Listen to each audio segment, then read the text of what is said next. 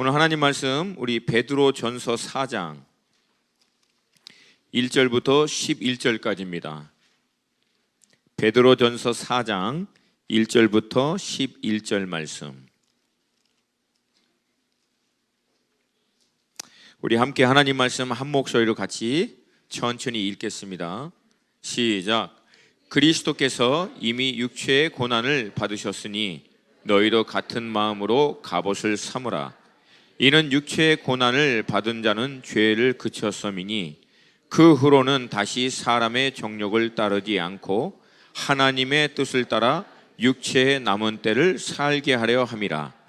너희가 음란과 정욕과 술 취함과 방탕과 향락과 무법한 우상 숭배를 하여 이방인의 뜻을 따라 행한 것은 지나간 때로 족하도다.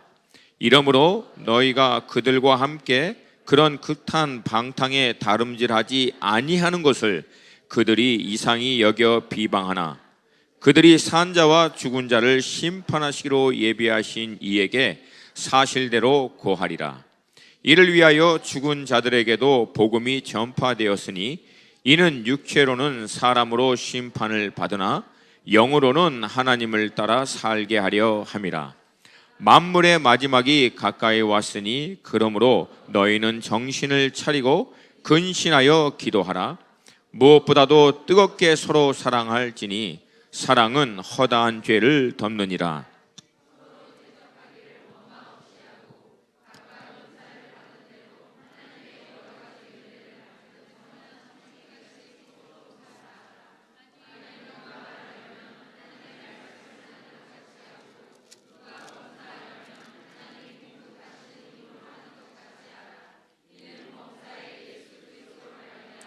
하나님이 영광을 받으시게 하려 함이니 그에게 영광과 권능이 세세에 무궁하도록 있느니라. 아멘. 아멘. 그전에도 나눴던 것 같은데 한국 근대사를 배경으로 한 영화 가운데 국제시장이라고 하는 영화가 있습니다. 개인적으로 먼저 보고 교육 차원에서도 너무 중요하다 싶어서 두 아들을 데리고 함께 보면서 설명을 해줬던 영화입니다. 이 영화는 영화의 시작은 중공군이 이 한국 전쟁에 개입함으로 말미암아 갑작스럽게 이제 후퇴를 해야 되는 상황 가운데서 마침 후퇴하지 못했던 많은 민간인들이 일반 시민들이 흥남부두로 몰려드는 것들을 이제 배경으로 합니다.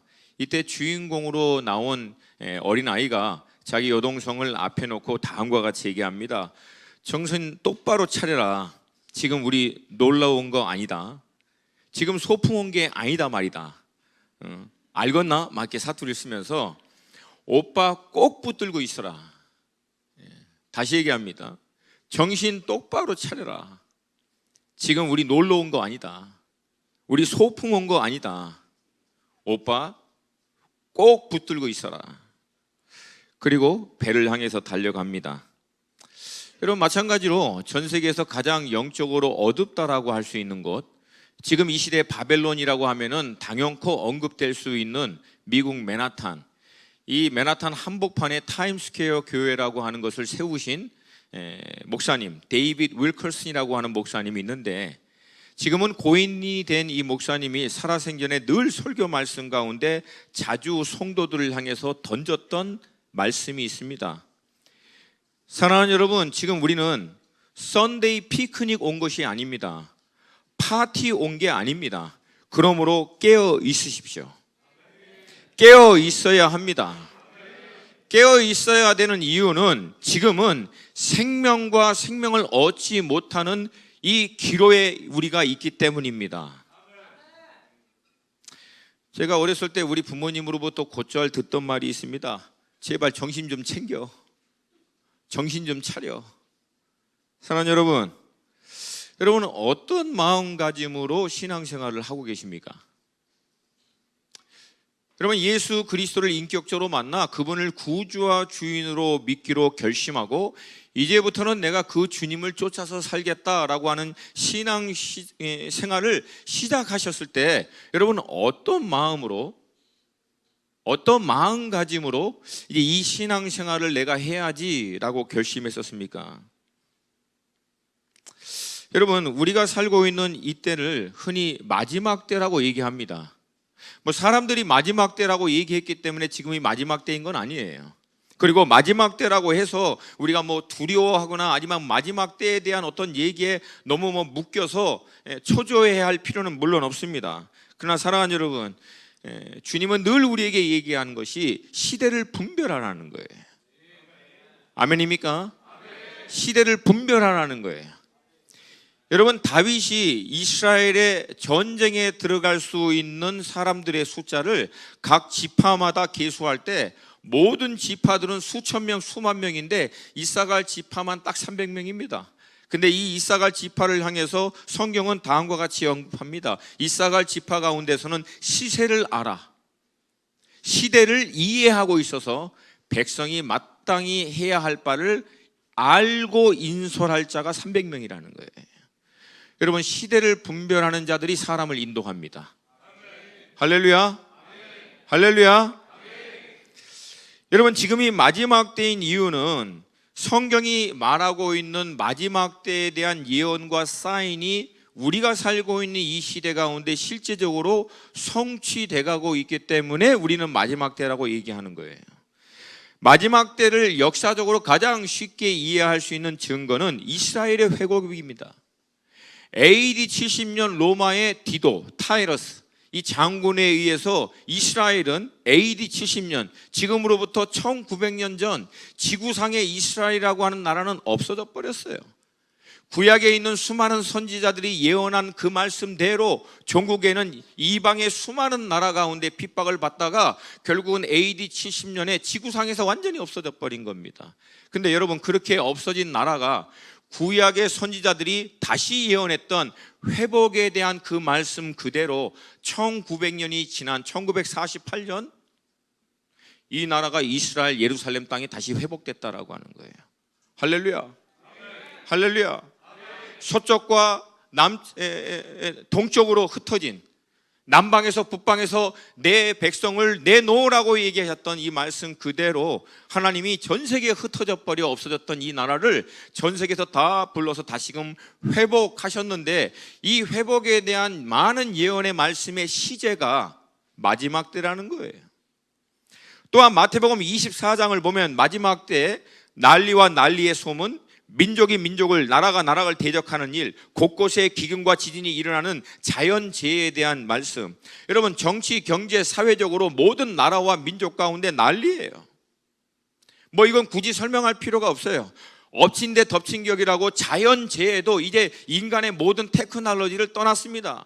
지금은 더 이상 테크놀로지로 자연재해를 예측할 수가 없어요. 왜? 도처에서 돌발적으로 어디서나 쓰나미와 지진과 이런 볼케이노, 화산이 터져버리기 때문에 더 이상 예측이 안 된다는 거예요. 여러분, 이러한 때 주님은 얘기합니다. 결정적인 사건은 이제 모든 나라와 민족들이 너희들이 내 이름으로 말미암아 이 나라와 민족들에 의해서 미움을 받게 될 거라는 거예요. 여러분, 2000년 기독교 역사 가운데 산발적인 핍박과 어려움은 있지만 지금 20세기 말 21세기를 들어오면서 예수 그리스도를 믿는다라고 하는 이유 하나만으로 이렇게 핍박을 받은 것은요, 초대교회, 우리 처음 교회가 생성될 당시 로마의 많은 황제들에 의해서 핍박을 받고 있던 수준하고 거의 지금이 흡사합니다. 그러므로 여러분, 지금이 마지막 때인 줄로 믿습니다. 그러니까 2000년 전 교회가 시작할 때부터 마지막 때까지 이 흐름을 보면은 기승전결로 볼 때 지금은 결의 마지막 부분에 와 있다라고 하는 거예요. 오늘 베드로도 본문을 7절을 통해서 다음과 같이 얘기합니다. 만물의 마지막이 가까이 왔으니. 여러분, 2000년 전에 이 말씀을 기록한 베드로의 관점에서도 마지막 때라는 거예요, 아니에요? 마지막 때라는 거예요. 그러니까 인류가 하나님에 의해서 창조되고 인류의 역사가 흘러온 모든 흐름을 다시금 얘기합니다. 기승전결로 보면은 이 결인 마지막이 2000년 전에 이미 시작했고 지금은 이 결의 마지막에 끝자락에 와 있다라고 하는 거예요. 왜냐하면 이 마지막에 대한 예언과 많은 말씀이 실제적으로 성취돼 가고 있기 때문이라는 거예요. 그러므로 깨어 있어야 될 줄로 믿습니다.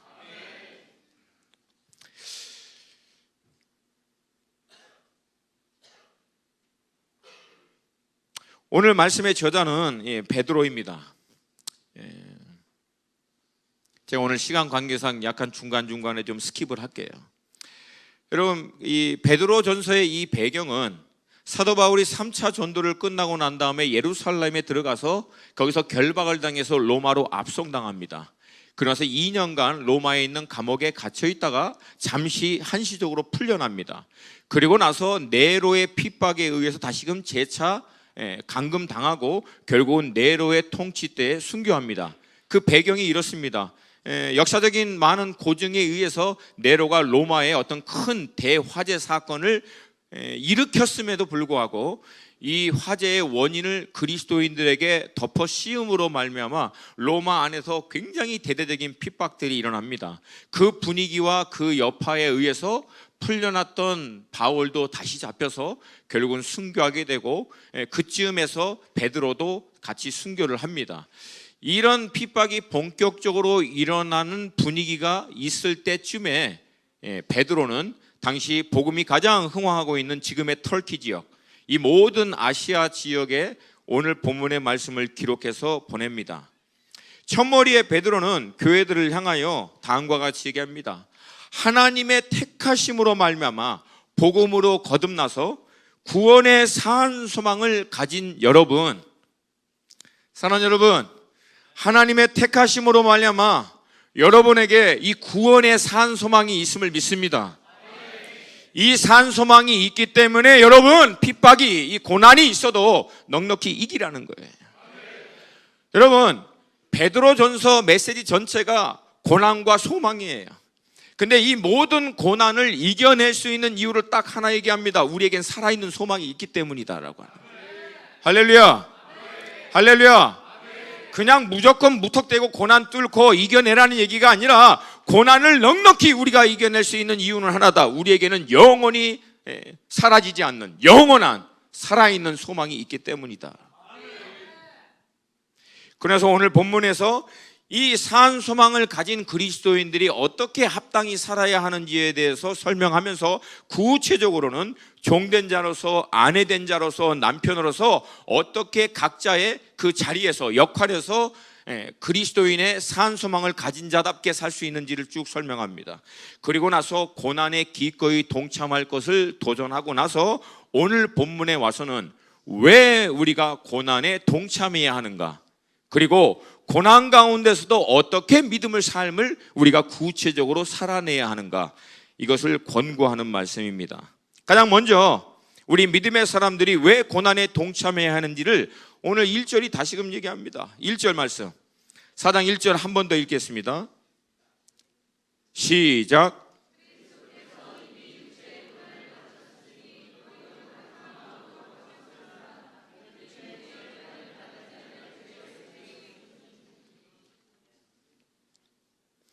헬라어 어순을 따라서 그대로 보면은 오늘 1절 첫머리에는 그러므로라고 나옵니다. 그러므로 앞에는 그리스도께서 고난을 받은 것을 언급하고 있어요. 그래서 다시금 정리하면서 그러므로 그리스도께서도 육체의 고난을 받으셨으니 너희도 같은 마음으로 갑옷을 삼으라. 다른 말로 하면은 마음을 그렇게 무장하라는 거예요. 아멘입니까? 여러분, 그리스도인들이 고난에 동참해야 하는 이유는 간단합니다. 왜냐하면 그리스도가 먼저 고난에 동참하신 분이기 때문입니다.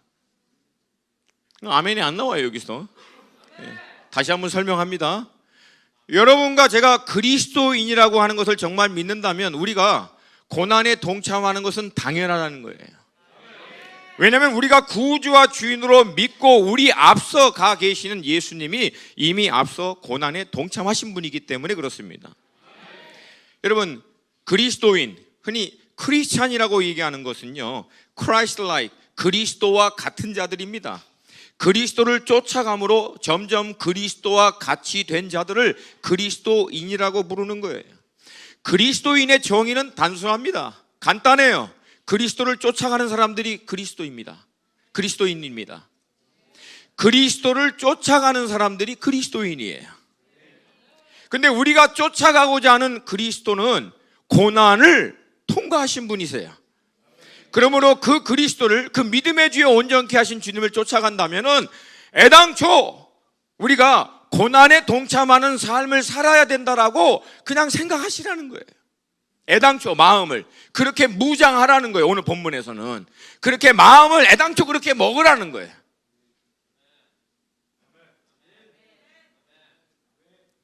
여러분, 그렇게 먹으면 고난이 와도 놀래지 않아요. 왜? 어차피 마음을 그렇게 먹었으니까. 아멘입니까? 두 번째, 이유를 설명합니다. 1절 후반부, 이는, 우리가 고난을 받는 이유는 육체의 고난을 받는 자는 죄를 그쳤음이니. 간단합니다. 2절을 얘기합니다. 그 후로는 다시 사람의 정욕을 따르지 않고 하나님의 뜻을 따라 육체의 남은 때를 살게 하려 함이라. 여러분, 우리가 고난을 받아야 되는 이유는 딱 하나, 또 두 번째 이유는 고난 받는 사람들은 육체의 죄를 짓지 않는다는 거예요. 그러니까 여러분, 이건 고난을 세게 받아본 사람은 뭔 말인지 온몸으로 알아. 이걸 여러분 고난을 받게 되면은 죄를 지을 여유가 없어요. 여러분, 여유가. 그런 거를 돌릴 틈이 없다고. 여기서 얘기하는 정욕을 성경은 구체적으로 다음과 같이 얘기합니다. 육신의 정욕, 안목의 정욕, 이생의 자랑. 물론 이런 정욕이 고난이 온다고 해서 금방 사라지지 않습니다. 여러분, 사람 안에 있는 이 정욕, 이 욕심, 이 죄성이라고 하는 것이 만만치 않아요. 여러분, 나이 드신 분들은 이 말이 무슨 말인지 더 잘 실감하고 있을 거예요. 이게 쉽지 않습니다, 여러분. 그래서 여러분, 고난도 웬만큼 오면은 이게 해결이 안 돼요. 정말 하나님이 우리를 누구보다도 잘 아시는 하나님이 우리에게 적당한 만큼 확실하게 고난을 주시지 않으면 이 육체의 정욕을 제어한다라고 하는 것이 그렇게 쉽지 않다는 거예요. 그래서 여러분, 이 말씀을 근거로 해서 제가 여러분에게 얘기합니다. 왜 내 삶엔 고난이 많지? 대충 줘서는 육체의 이 정욕이 죄의 문제를 해결이 안 된다는 거예요. 대충 줘서는. 특별히 여러분 가운데 막 이 고난과 어려움이 많으신 분들 죄송합니다. 대충 줘서는 해결이 안 돼. 그러니까 하나님이 특별히 배려해서 센 놈으로 주시는 거예요. 센 놈으로. 아주 세게 정신없이 쓸데없는 생각할 수 없도록. 할렐루야. 할렐루야.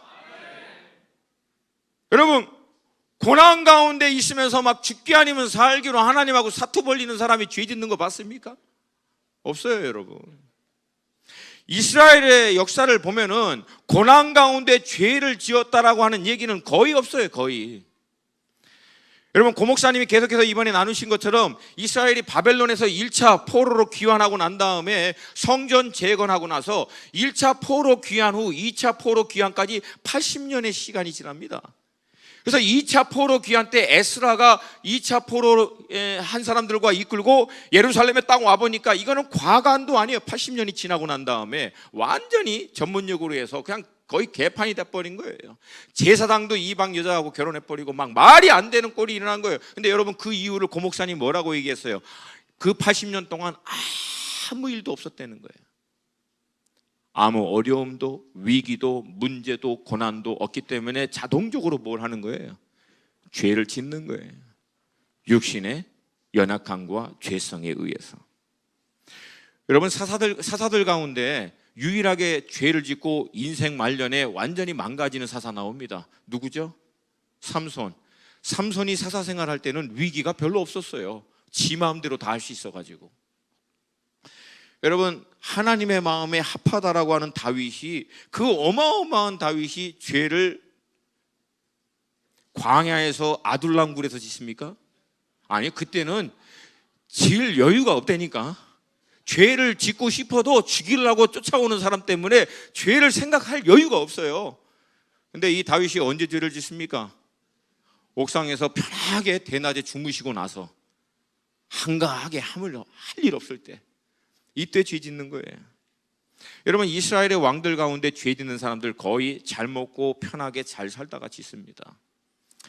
여러분, 저는 개인적으로 하나님께서 많이 사랑하는 것을 느껴요. 저는 개인적으로 편안하고 한가하게 뭐 이만하면 내가 좀 살겠거니 하는 때가 별로 없어서, 주님 만나고 나서 주님의 놀라운 배려하심과 간섭하심에 의해서 항상 깨어있도록, 할렐루야. 그러면 여러분 안에 이 연약함과 문제가 있다면은 오히려 고난이 여러분에게 축복이 될 줄로 믿습니다. 물론 때로는 이 고난을 우리가 이해할 수 없어요. 그만큼 우리의 죄성, 우리의 연약함을 우리는 이해를 못해요. 근본적으로 우리는 우리 자신의 연약함, 이 죄의 문제와 우리의 육신의 정욕에 대한 이 연약함의 문제를 모른다라고 생각하면 여러분, 그건 100% 거의 맞아요. 몰라요. 우리가 얼마나 연약하고 얼마나 부족한지. 그러나 우리를 누구보다도 잘 아시는 하나님께서는 우리의 이 연약함을 이겨낼 수 있도록 하나님의 완전하신 방법, 하나님의 완전하신 때에 이 고난을 우리에게 보내주신 줄로 믿습니다. 여러분, 하나님을 신뢰하세요. 하나님을 신뢰하십시오. 하나님 이만하면 된 것 같은데 아직 멀었어. 그 얘기하는 사람은 멀었어. 정말 이제 고난을 통해서 준비된 사람은 뭐라고 얘기하냐면 마음대로 하세요. 마음대로 하세요. 진짜 준비된 사람은 이 놀라운 경지에 이르시기를 주님의 이름으로 축복합니다.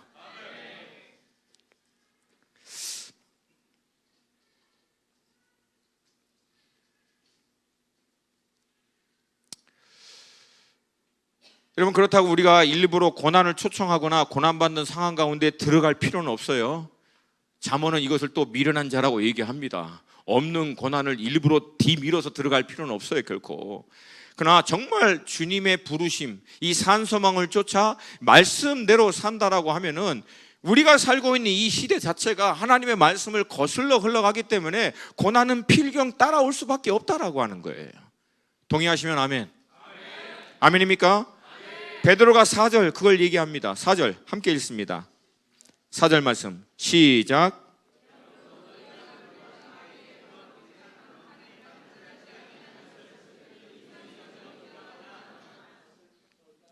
주님을 만나기 전에는 이방인의 정의가 성경적으로 뭐냐면 하나님과 아무 상관이 없는 자들이에요. 우리도 그전에는 예수 그리스도의 복음과 하나님과 아무 상관이 없을 때는 그냥 육신이, 마음이, 감정이, 생각이 내키는 대로 하다가 이제 주님 만나고 난 다음에는 주님의 진리의 말씀을 쫓아 사는 자가 되었음을 믿습니다. 이제 그렇게 살다 보면은 평소 알고 지내던 또 우리 주변에 하나님의 진리의 말씀과 전혀 상관없이 살고 있는 사람들로부터 비방을 받고 고난과 핍박을 받을 수밖에 없다라고 하는 거예요. 모두가 자기 성공하려고 혈안이 되어 있는 때에 나누는 것들을 얘기하는 자 비방받습니다. 여러분, 처음엔 칭찬해 주죠. 아름답다고. 그러나 그 여러분의 섬김을 통해서 자기 것도 나눠야 되는 상황이 오면은 사람들은 공격적으로 변합니다.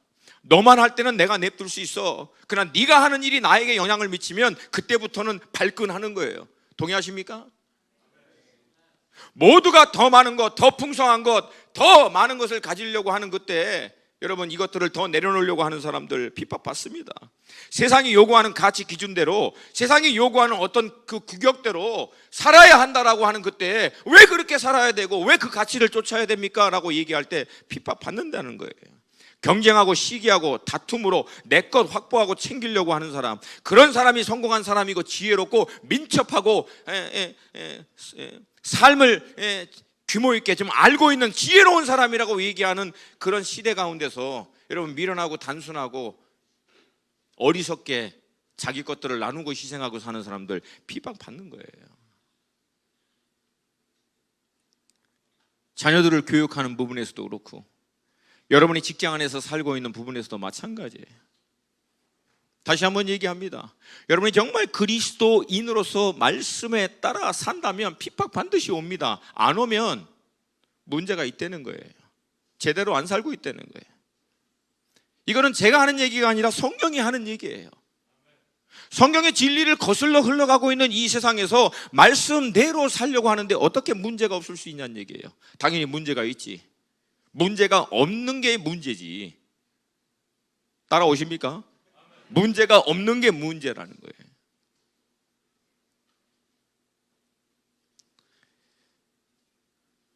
제가 어저께 그제 우리 새벽이 학교 끝나고 이제 집에 갈 때 일부러 걸어가요.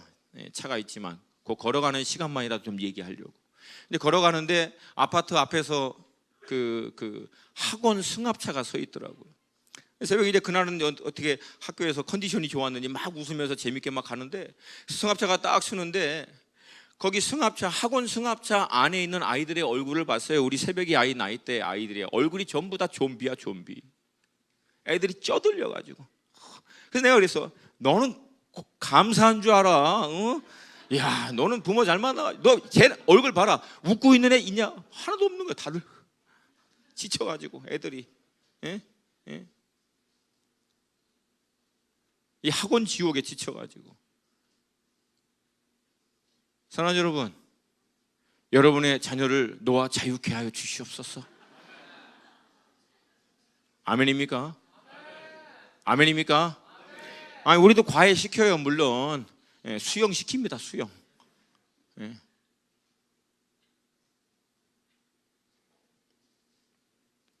그러나 결론적으로 베드로는 오늘 본문에서 다음과 같이 얘기합니다. 그런 비방과 놀램, 여러분 이 가운데서 살더라도 기억해라. 5절 말씀, 5절 말씀 함께 읽겠습니다.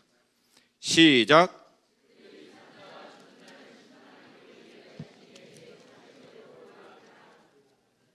아멘. 오늘 본문에서 얘기하고 있는 사실대로 고하리라 라고 할 때 이 고하다 라고 하는 것을 쉽게 가면 진술하다 그 뜻이에요. 그래서 결국은 그들이 산자와 죽은 자를 심판하기로 예비하시니 예수 그리스도를 얘기합니다. 즉 이 예수 그리스도 앞에서 결국은 자기의 삶의 모든 것을 자기가 어떻게 살았는지를 진술해야 되는 때가 올 거라는 거예요. 어떻게 살았는지, 우리의 죄를 위하여 이 땅 가운데 오셔서 그 죄의 문제를 해결하기 위해서 십자가에서 피 흘려 죽이기까지 우리 가운데 다른 새로운 삶, 산 소망이 있는 삶, 하나님의 창조주의 목적과 뜻에 따라 살 수 있는 그 은혜 복음의 기회를 줬는데 그 복음의 소식을 듣고 난 다음에 어떻게 살았는지에 대해서 이제는 주님 앞에 와서 다 진술, 고백해야 한 때가 올 거라는 거예요. 그렇기 때문에 6절에서 얘기합니다. 이를 위하여 죽은 자들에게도 복음이 전파되었으니 이는 육체로는 사람으로 심판을 받으나 영으로는 하나님을 따라 살게 하려 함이라. 이 말씀은 약간 성경 안에서도 난해 구절 중에 하나입니다. 그러나 여기서 여러분 이렇게 좀 약간 이게 뭔 말이지 헷갈리고 이게 혼동될 때는 두 가지 원칙이 있어요. 첫 번째, 성경 전체에서 얘기하고 있는 보편적인 진리의 테두리 안에서 각 구절을 해결해야 돼요. 아멘? 이 말 이해하십니까? 구절 하나만 자꾸 씨름하지 마시고 창세기부터 요한계시록까지 이 보편적인 하나님의 말씀이 어느 진리와 어떤 가르침을 우리에게 주고 있는지에 대한 전체적인 이해의 테두리 안에서 구절을 여러분이 이해하셔야 돼요. 아멘? 두 번째는 전후 문맥, 흐름을 보셔야 돼요. 오늘 본문 6절은 6절 그대로 여러분이 해석을 하면 헷갈리지만 바로 앞에 있는 5절 말씀을 인용해서 보시면 너무 쉽습니다. 5절 뭐라고 얘기했어요? 산자와 죽은 자를 심판하기로 예비하셨다라고 하는 거예요. 여기서 얘기하는 산자는 누굽니까? 이 당시에 살아있는 사람. 그러면 죽은 자는 누굽니까? 이미 죽은 사람. 근데 그 죽었는데 어떤 사람이냐면 복음을 듣고 죽었던 사람을 얘기합니다. 그래서 복음 전파를 통해서 예수를 믿고 죽었던 사람, 그런 사람들이 육체로는 사람으로 심판을 받으나, 즉 육체를 가진 사람으로서 결국은 그 육신의 한계에 의해서 결국 육신은 죽게 되지만 영으로는 하나님을 따라 살게 하려 함이라. 주님을 믿고 산 소망을 가진 자로서 이제 베드로가 앞에서 얘기하는 산자와 죽은 자를 심판하는 주님 앞에서 이제 영으로 살아서 자기가 어떻게 살았는지를 진술할 수 있는, 고백할 수 있는 대로 살았다는 거예요. 아멘입니까? 아멘입니까? 여러분, 우리 중에 어느 누구도 죽음을 피해갈 사람은 없어요. 그리고 성경은 우리에게 얘기합니다. 죽는 것은 사람에게 정한 일이지만 죽고 난 다음에는 하나님의 심판이 있을 거라는 거예요. 쉽게 얘기해서 하나님 물어보실 거라는 거예요. 어떻게 살다 왔냐? 사랑하는 여러분, 아이들 찬송에 대해서요, 그때는 내가 할 말이 있어야 된다는 거예요. 아멘입니까? 아멘입니까? 그때 어떻게 살다 왔니? 라고 묻는 주님 앞에서 고백할 수 있는 신앙 고백이 있어야 된다라고 하는 거예요. 여러분, 그때 주님 앞에서 갖고 먹어라 마셔라, 육신이 원하는 대로 그냥 닥치는 대로, 감정이, 충동이, 욕심이 땡기는 대로 살다 오면 뭐라고 얘기하겠어요? 그 주님 앞에서. 아니면 고난을 요리조리 잘 피해서 굉장히 지혜롭게, 굉장히 민첩하게 살다 왔습니다 라고 고백하시겠어요? 아니면 고난과 어려움 때문에 불평하고 원망하고 그 고난에 아주 짓눌려서 결국은 그럭저럭 언젠간 천국 가겠지 넉넉히 있다가 주님 앞에 가서 고백하시겠습니까? 사랑하는 여러분, 저는 지금도 주님 앞에 드리는 기도가 두 가지가 있어요. 첫 번째는, 만약에 하나님, 내가 하나님과 사람들이 볼 때 고범죄를 짓고 큰 죄를 짓고 주님 앞에 다시 설 때 정말 부끄러워서 설 수 없는 그런 죄를 혹시라도 내가 지을 듯 싶으면 그 죄 지로 가는 거기에 번개를 떨어뜨려 주세요. 내가 차라리 죽어서 주님 앞에 그냥 가버리는 게 낫지, 이 큰 죄 짓고 주님 앞에서 도저히 염치 없어서 부끄러워서 죄송해서 저 가지 못하겠습니다. 여러분, 저는 이거 심각하게 기도합니다. 그냥 한번 하나님 앞에 던지는 얘기가 아니에요. 왜냐하면 내가 그 주님 봐야 돼요. 그날은 주님의 두 눈을 내가 직접 봐야 한다고요. 나를 위하여 피 흘리신 예수님을 내가 직접 만나야 한다는 거예요. 얼굴과 얼굴로. 그리고 그 주님이 나한테 물어볼 거라는 거예요. 너 어떻게 살다 왔냐? 나는 너를 위해서 피 흘려서 하나님이 너를 창조하신 목적에 따라 정말 인간답게, 사람답게 살도록 회복하기 위해서 나의 모든 것들을 주어서 너의 삶을 사서 값으로 사서 회복시켜 놨는데 너는 이 복음 듣고 어떻게 살아왔냐? 근데 죄 짓다 왔습니다. 어떻게 얘기하겠어요? 죄와 피 흘리게 싸우다가 죄에 이겨서 몸부림치다가 주님 뜻 살려고, 그거 주님 뜻 쫓아 살려고 살다가 왔습니다라고는 고백은 해야 될 거 아니에요. 동의하시면 아멘. 다시 얘기합니다. 여러분, 신앙생활 피크닉 하는 거 아니에요. 여가생활 하는 것도 아니에요. 여러분, 사단은 24시간 대기입니다. 베드로가 얘기할 때 우는 사자와 같이 기회만 오면 우리를 쓰러뜨리려고 하는. 여러분, 이런 살벌한 광경에서 어떻게 우리가 편하게 있을 수 있어요? 물론 그리스도 예수 안에 있는 조이, 그리스도 예수 안에 있는 샬롬, 그리스도 예수 안에 있는 자유함, 이거를 놓치라는 얘기가 아니에요. 그러나 깨어 있어야 한다라고 하는 거예요. 깨어서 살다가 주님 앞에 설 때는 그 주님 앞에 고백할 수 있는 것이 있어야 한다라고 하는 거예요. 두 번째는, 여러분, 저는 고난이 없는 삶을 두려워하지 않습니다. 고난이 있는 삶을 두려워하는 게 아니에요. 고난, 문제, 어려움, 역경, 이거는 여러분 25년 동안 늘 신실하게 저를 따라온 거예요. 여러분, 고난을 두려워하는 게 아니에요. 근데 여러분, 제가 정말 두려워하는 게 뭔지 아세요? 아무 소망이 없는 인생, 아무것도 뭐 하나 제대로 못하는 인생, 주님 앞에 가서 아무 고백도 할 수 없는 인생으로 그렇게 내 인생 끝나버릴까 두려워요. 그게.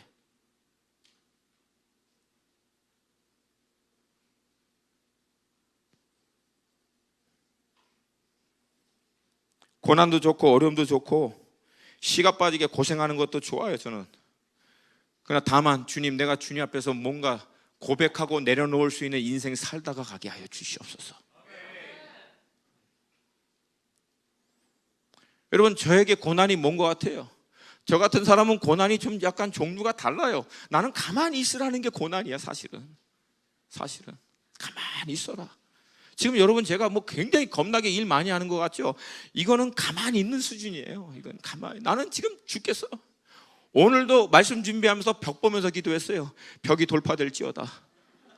벽이 점점 더 두꺼워질 것 같은 이런 상황에서 계속 기도하는 거예요.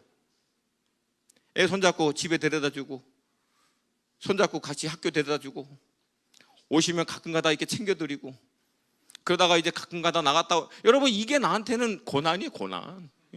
지금 중국을 깨워야 되고, 일본도 깨워야 되고, 중동의 난민 먹여야 되고, 한국의 청년들 막 이거 그냥 뒤집으려고 왔는데 뒤집기는커녕 내가 뒤집게 생겼으니 이게 고난이라는 거예요, 저한테는.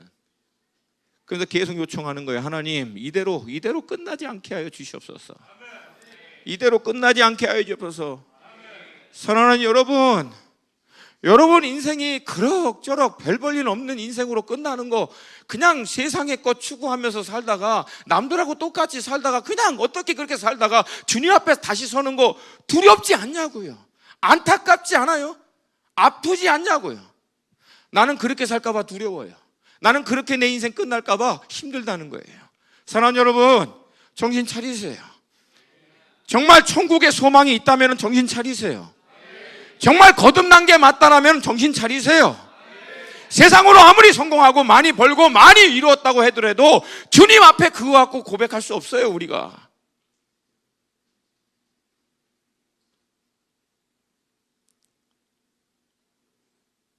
특별히 어려운 가운데 있는 여러분들에게 이 말씀을 드리는 것이 저한테는 마음이 힘들어요. 왜? 뻔히 알고 있으니까. 그럼에도 불구하고 여러분, 그 고난과 어려움이 여러분을 짓누르도록 허락하지 마세요. 믿음으로 끊임없이 돌파하세요. 선포하세요. 하나님 살아계십니다. 하나님 역사하십니다. 하나님 나를 드립니다. 내 영혼아 깨어날지어다.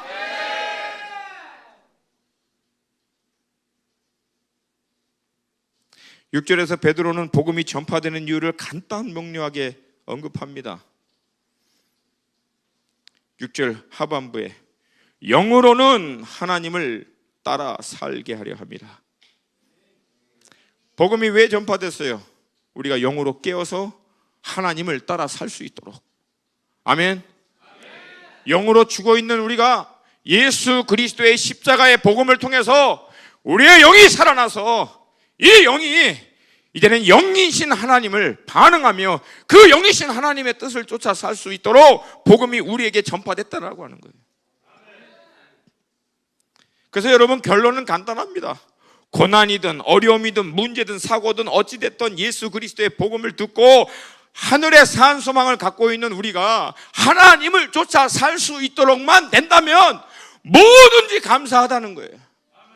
뭐든지 감사하다는 거예요. 어찌됐든 하나님의 산 소망을, 하나님의 뜻을 쫓아 살 수만 있다면 고난이 와도 감사합니다. 역경이 와도 감사합니다. 문제와 어려움이 와도 감사합니다.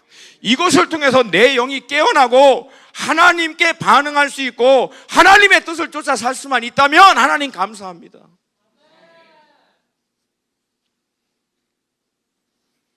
죄송해요 여러분, 편안하고 복받고 많은 것 누리면서 살고 이게 예수를 믿고 따르는 이유라면 종교를 잘못했겠어요. 기독교의 복음은 한 번도 그렇게 얘기한 적이 없어요. 한 번도. 오히려 편안하고 잘 살던 사람들이 주님 따라 다니다가 고난받고 핍박받은 거예요. 그러나 여러분, 그 고난과 어려운 가운데서도 성경의 복음은 우리에게 약속합니다. 죄와 사망에서, 그리고 이 세상의 모든 묶임에서부터 우리를 자유케 할 거라는 거예요. 모든 상황과 조건 가운데서도 우리로 하여금 기쁨으로 충만하여 주님의 임재 가운데 누릴 수 있도록 할 거라는 거예요. 그리고 그 길로 인도하시는 주님의 보호하심과 이끄심에 의해서 궁극적으로 우리가 승리케 될 거라는 거예요. 아멘. 여러분, 더 놀라운 것은 이 고난과 연단을 통해서 주님 앞에 더 깊이 들어가게 되면 나중에는 고난에서부터도 자유해요. 옆에서 볼 때는 고난인데 본인은 자유해. 여러분, 이 경지에 이를 수 있기를 도전드립니다. 주변의 모든 사람들은 안타까워하고 막 불쌍해하고 어떻게 막 그러는데 본인은 할렐루야 찬양할 수 있기를 도전드립니다. 아멘입니까? 베드로는 이어서 하나님의 뜻을 따라 사는 삶에 대해서 7절 이후부터 구체적으로 설명합니다. 다시 한번 2000년 전 로마의 핍박의 고난 가운데 있는 성도들에게 베드로가 얘기합니다. 만물의 마지막이 가까이 왔으니. 여러분 2000년 전에 만물의 마지막이 가까웠으면 지금은 2000년 전 베드로가 당시의 그리스도인들에게 만물의 마지막이 가까웠으니 라고 얘기하면 2000년이 지난 지금은 만물의 마지막이 코앞에 있으면 동의를 안 하시나? 만물의 마지막이 가까운 지 2000년이 지났어요. 2000년. 다시 얘기할게요. 기승전결. 그 결이 2000년부터 이미 시작해서 그 마지막 결의 끝자락에 와 있다는 거예요, 여러분. 그러므로 다시금 얘기합니다. 깨어 있으세요. 깨어 있으세요. 시대를 분별하시기를 도전드립니다. 이 만물의 끝자락이 가까이 왔으니 오늘 본문은 얘기합니다. 그러므로 너희는 정신을 차리고 근신하여 기도하라. 다시 말하면 정신을 차리고 근신할 수 있도록 기도하라. 다른 표현은 기도를 통해서 정신을 차리고 근신하라. 어떤 번역이든 간에 결국은 정신을 차리고 근신하는 것, 정신 차리다라고 하는 깨어있는 거고, 근신하다 이것은 디스플린, 자기를 컨트롤할 수 있는 걸 얘기하는 거예요. 절제할 수 있는 걸 얘기합니다. 그렇게 하기 위해서는 기도하라는 거예요. 기도 외에는 안 되니까. 기도 외에는 다른 방법이 없으니까.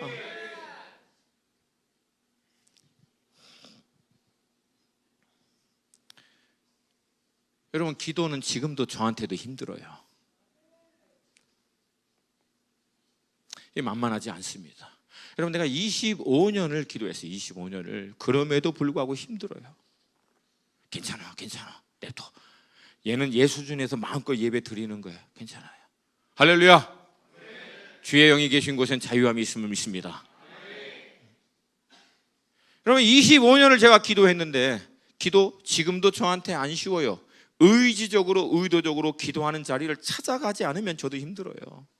계속해서 저를 쳐서 기도하는 자리에 저를 앉혀놓습니다. 지금도 25년을 했는데 몸에 배어 있어야 될 만도 한데, 물론 배어 있죠. 배어 있으니까 계속 그 자리에 나가겠지만 여전히 저의 의지와 노력과 발버둥이 아니고는 안 돼요. 이게 왜 그러냐면 기도하면 깨어나기 때문에 그래요. 기도하면 돌파가 되기 때문에 그래요. 기도하면 영이 살아나기 때문에 그래요. 그러니 여러분, 사단의 입장에서, 귀신의 입장에서는 얼마나 기도하는 자리를 성도가 못 나가도록 막겠습니까? 모든 합당한 이유와 환경과 문제를 총동원해서라도, 너 오늘 힘들잖아, 지쳤잖아, 오늘 이런 거 이런 모든 걸 동원해서 여러분으로 하여금 오늘 기도 안 해도 된다라고 하는 모든 설득과 이유를 제공한다는 거예요. 여러분, 그 모든 것들을 돌파하시기를 도전드립니다. 사단아 물러가라. 사단아 물러가라. 여러분, 제가 개런티 할 수 있어요. 예언할 수 있어. 기도 안 하면 여러분 반드시 죽습니다. 영적으로. 여러분, 제가 다시 한번 심각하게 여러분에게 얘기합니다. 여러분, 교회생활 20년 30년 했고 그동안 얼마나 기도 많이 했고 얼마나 신앙생활 제대로 했는지 아무 상관없어요. 지금 안 하면. 기독교 신앙은 여러분, 과거에 했던 걸로 쌓아놓고 뭘 하는 게 아니에요. 왜? 이것은 릴레이션십이에요. 릴레이션십. 살아있는 하나님과의 영적인 인격적인 교제를 통해서 이거는 성장하는 것이 기독교의 본질입니다. 그렇기 때문에 그 전에 잘해왔는데 지금 안 한다, 그럼 여러분 그 릴레이션십은 깨지는 거예요. 막히는 거예요. 문제가 생기는 거라고. 그러므로 사랑하는 여러분, 지금 기도하는 자리에 나가세요. 지금 나가셔야 돼요. 정신 차리고 근신할 수 있도록 그 자리에 나가셔야 합니다. 여러분, 안 그러면 죄송해요, 죽습니다. 여러분, 안 그러면 죽어요. 여러분, 반드시 죽습니다. 여러분,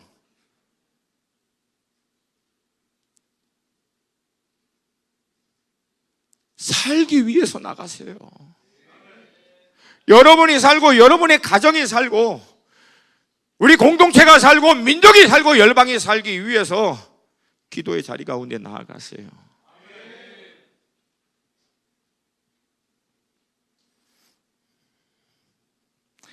여러분, 고난이 우리에게 유익한 것은 고난은 우리로 하여금 기도의 자리에 나아가도록 합니다.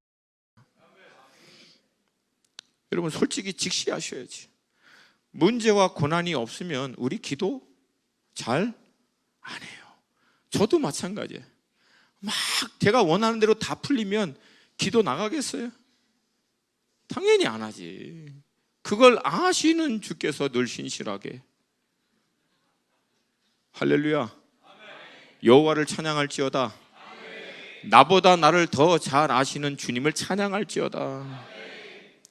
중간중간마다 필요한 고난과 문제와 어려움을 보내주시는 하나님의 놀라운 배려를 찬송할지어다. 아멘입니까? 아멘입니까? 그러므로 사랑하는 여러분, 그냥 넉넉고 그냥 어리버리 제발 그러지 마시고, 도대체 뭐가 어떻게 돼가고 있는지도 모르고 그냥 무조건 그냥 하지 마시고 기도를 통해서 깨어있기를 도전드립니다. 문제와 어려움 앞에서 원망하고 불평하고 그거 푸념하다가 그거 자체에 여러분 자신이 갇혀서 그냥 그렇게 끝나는 인생 되지 마시고 그 문제와 어려움을 통해서 하나님 앞에 나아가시고 주님과 쇼부를 보세요. 할렐루야. 할렐루야.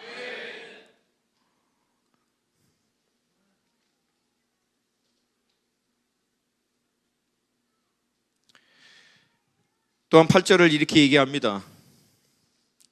구체적으로 깨어서 우리가 정신을 차리고 근신하도록 기도하라. 두 번째는 무엇보다도 뜨겁게 서로 사랑할지니 사랑은 허다한 죄를 덮느니라.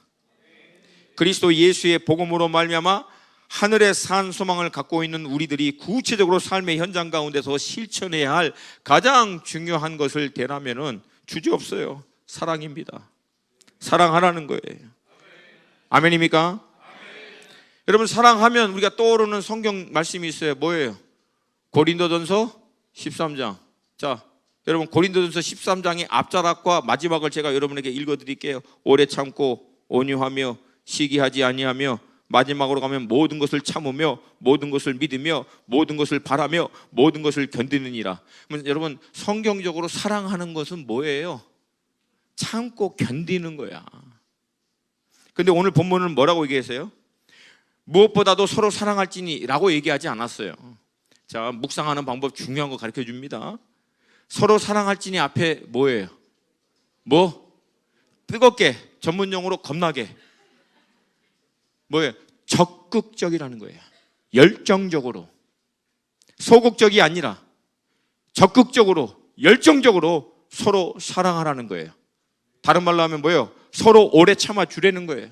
서로 용납해 주라는 거예요. 서로 인내해 주라는 거예요. 서로 받아주라는 거예요. 사랑해요. 이게 아니야. 힘들어, 어려워, 막 복장이 터져. 그래도 어떻게 하라는 거예요? 참아주라는 거야. 언제까지? 하나님이 변화시킬 때까지.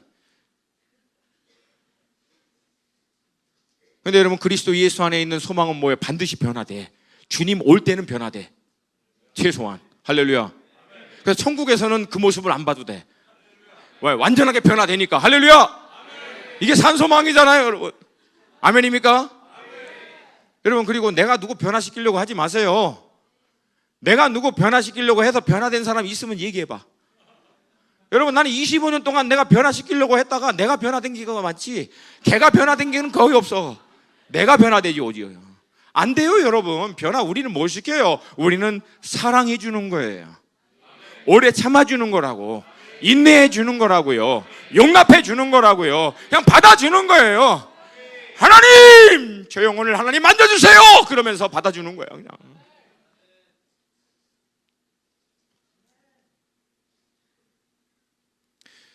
이 순간 떠오르는 그분을,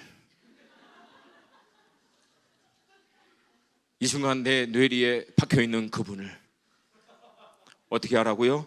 오래 참아주고 온유하게 대하고 시기하지 아니하고 모든 것을 참으며 모든 것을 믿으며 모든 것을 바라며.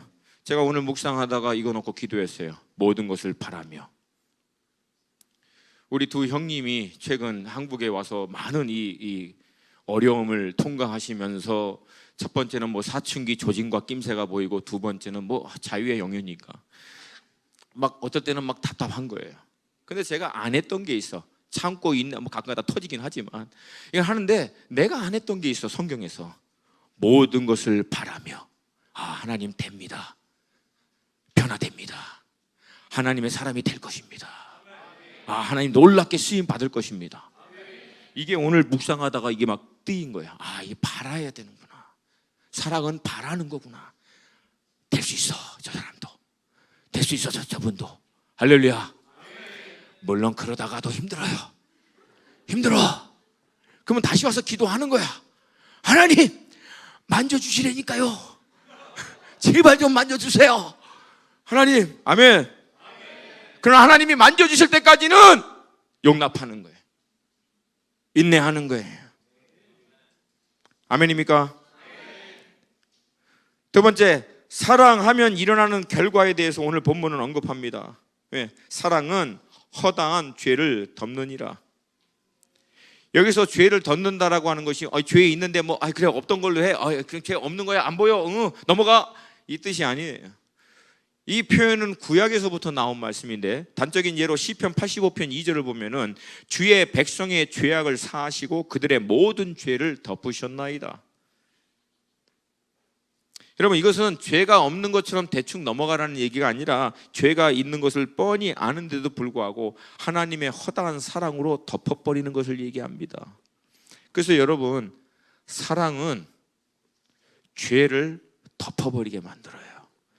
연약함을 덮어버리게 만들어요. 교만은 죄를 드러냅니다. 다시 얘기합니다. 여러분, 내가 교만한 사람인지 사랑이 충만한 사람인지 아주 쉬워요. 그 고민하지 마세요. 그냥 보는 사람마다 너무 이뻐. 보는 사람마다 너무 귀해. 보는 사람마다 너무 아름다워. 그러면 그건 뭐다? 사랑으로 충만한. 보는 것마다 마음에 안 들어. 말 한마디 한마디가 귀에 거슬려. 하는 행동 하나하나가 그냥 눈에 그냥 정말 그냥 그래. 그러면 뭐다? 교만하다는 거예요. 교만하다는 거예요. 여러분, 성령으로 충만하고 주님의 사랑으로 충만한 사람이 비판하고 까대고 막 그냥 해대는 거 봤습니까? 없어요, 여러분. 아버지의 본체이신 예수 그리스도께서 이 땅에 사랑으로 오셔서 어떻게 했어요? 그 사랑으로 모든 연약한 것들을 덮어버리시잖아요. 할렐루야. 할렐루야. 그러니까 충만한 사랑으로 충만한 사람은 다른 사람의 죄와 허물을 용서할 수 있게 된다는 거예요. 그걸 넉넉히 소화시킬 수 있어요. 영적으로 그 죄와 그 연약함과 그 부족함을 영적으로 소화가 되는 거야. 핸들이 된다고. 감당이 되는 거예요. 그 정도로 사랑이 넘치니까. 할렐루야.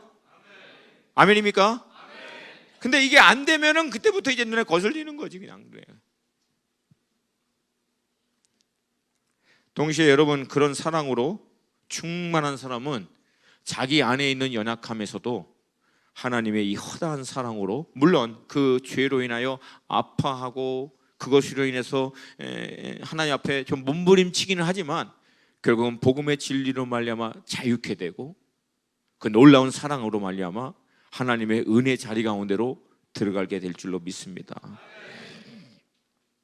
세 번째로 9절에서는 대접하기를 원망 없이 하고. 간단합니다. 대접할 때 궁시렁거리지 말라는 거예요.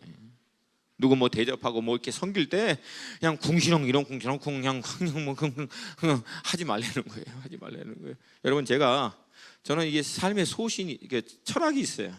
뭐냐면 뭘 하든 즐겁게 하라는 거예요. 뭘 하든 적극적으로 하라는 거예요. 안 하려면 말고. 여러분, 가끔 가다가 이 세븐일레븐이나 뭐 이런 데 가면은 거기 점원들 일하는 때 그냥 얼굴 그냥 하얗게 200원이에요. 500원이에요.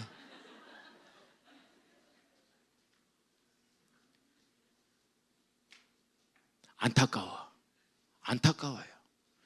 그 사람이 얼마나 가치 있는 일을, 얼마나 규모 있는 일을 하고 있느냐 그렇지 않느냐를 떠나서 근본적인 태도와 자기의 삶에 대한 철학, 관점, 이거 자체가 죄송해요, 글러먹어 버렸어요. 그러니 그런 사람들 가운데서 대략 또 이런 사람이 있어요. 나는 이런 사람이 아닌데 어쩌자고 내가 그냥 이런 일을 해야 되는지 막 마음에 안 든다는 거예요. 나는 원래 이렇게 될 사람이 아닌데. 근데 여러분, 그런 태도, 그런 자세가 있는 사람한테는 내가 얘기합니다. 너는 그런 사람이야. 그렇게 해야 돼. 왜? 그런 작은 일에서도 그런 태도와 그런 관점과 그런 모습으로 하고 있는 인격과 삶의 철학과 가치관이 거기서 다 우러나오는 거예요. 그러므로 사랑하는 여러분, 아주 작은 일을 하더라도 기쁘게 하세요. 즐겁게 하세요. 적극적으로 하세요. 할렐루야. 교회 안에서 봉사하실 때 뭐 남이 알아주든 이거 너무 식상하게 많이 들었던 얘기 알아요. 그러나 사랑하는 여러분, 한 가지만 기억하세요. 하나님 절대 안 놓쳐요. 여러분, 이거 믿으십니까? 아니, 사람이 뭐라고 얘기하든 간에 그냥 자유하세요. 그거에 대해서는. 근데 하나님은 기억하세요. 그리고 좀 재밌게 해요. 재밌게. 주님의 남은 고난을 다 뒤집어 쓴 얼굴로 하지 마시고 재밌게 하세요. 재밌게.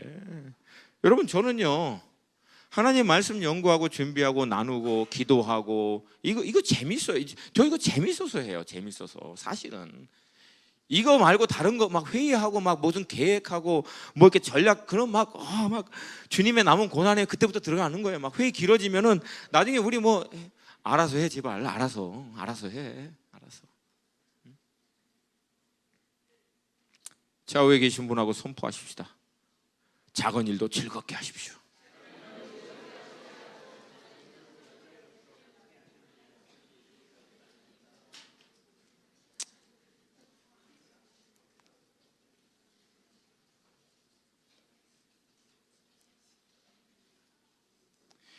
시간이 많이 지나서 하여튼 뒤에 많이 나와요. 잘하라는 얘기야. 결론은 잘하라는 거야. 왜? 산소망이 있으니까. 아멘입니까?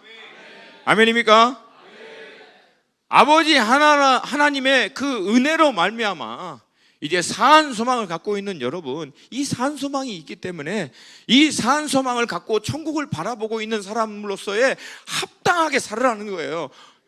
왜 절망하냐고. 산소망이 있는데. 끝이 아니에요. 이 땅이 끝이 아니라고. 이 땅이 고난이 끝이 아니라고. 문제가 끝이 아니라고.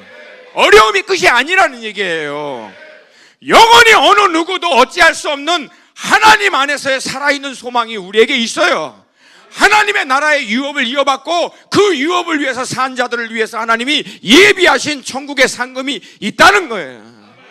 그러므로 고난도 넉넉히, 문제와 어려움도 넉넉히 이겨낼 수 있는 여러분이 되시기를 도전드립니다.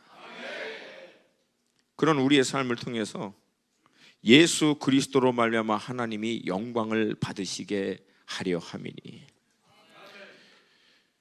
그런 우리의 삶의 궁극적인 목적은 하나님께 영광을 드리는 거예요. 그리스도 예수 안에서 산 소망을 갖고 있는 사랑하는 그리스도인 여러분, 고난이 오더라도, 문제와 어려움이 오더라도 오히려 하나님을 찬양하세요. 왜? 그 고난은 나로 하여금 죄 짓지 않게 하고 주님이 앞서 가셨던 그 고난의 길에 동참하는 길이기 때문에 그 고난 넘어 부활의 놀라운 면류관을 바라보신 주님이 그 고난을 넉넉히 이기신 것처럼 그리스도 예수로 말미암아 이 부활과 하늘의 유업의 소망을 갖고 있는 여러분, 넉넉히 이기십시오. 그리고 이 산 소망을 갖고 있는 자답게 뜨겁게 서로 사랑하시고 기쁨으로 봉사하시고 섬기시고, 할렐루야. 그러므로 하나님 앞에 영광을 드리시기를 도전드립니다. 여러분, 베드로 전서 전체가 고난과 소망이에요. 죄송합니다. 고난이 있을 거예요. 아무도 아멘을 안 하잖아요. 고난이 있을 거예요. 근데 고난을 넉넉히 이길 수 있는 아버지의 은혜가 더 넘치도록 있을 거예요. 그러므로 두려워하지 마세요. 이 고난은 언제 끝나느냐? 반드시 끝난다니까. 반드시 끝납니다. 때와 기한은 아버지께 있지만 반드시 끝나요. 그건 예언할 수 있어. 반드시 끝나. 정 안 되면 주님 오시는 날 끝나. 그때는 그 원수가 천국에서 부활한 놀라운 모습으로 변화돼서 영원토록 완전한 하나님의 은혜와 축복 가운데 나와 함께 영원히 같이 살 거니까. 할렐루야. 할렐루야. 영원히 부활된 몸으로. 할렐루야. 영화롭게 변화된 모습으로. 할렐루야. 그러므로 이 소망을 갖고 있는 여러분, 삶을 통하여 하나님 앞에 영광을 드릴 수 있기를 두던드립니다.